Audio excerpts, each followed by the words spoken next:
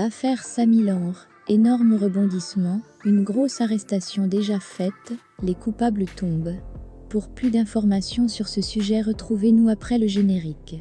Mais avant de commencer, n'oubliez pas de vous abonner et d'activer la cloche de notification pour ne pas manquer nos prochaines vidéos. Bon visionnage.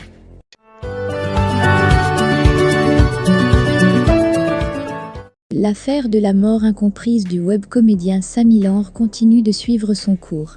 L'affaire de la mort incomprise du webcomédien Samy Lanre continue de suivre son cours, et après les multiples rebondissements, une nouvelle information vient de nous parvenir à la rédaction de Cameroun Web.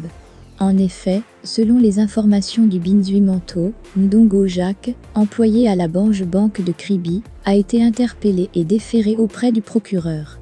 Ce dernier est accusé d'être celui qui a remis les images des caméras de surveillance ayant filmé l'accident de Samy Lanre à Karimo.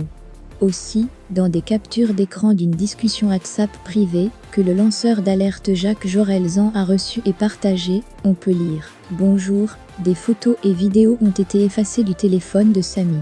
Depuis l'accident, on a effacé son listing, les messages WhatsApp et appels de Karimo et sa sœur, comme s'ils n'ont jamais été en contact.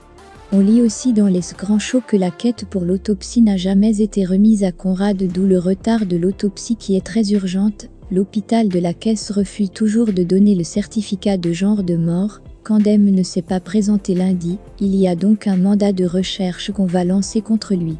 Beaucoup de zones d'ombre persistent dans cette histoire.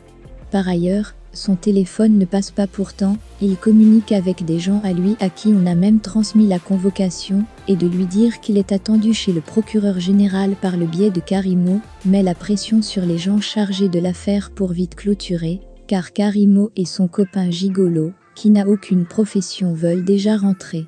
Le commissaire central de Kribi a des versions pas très cohérentes.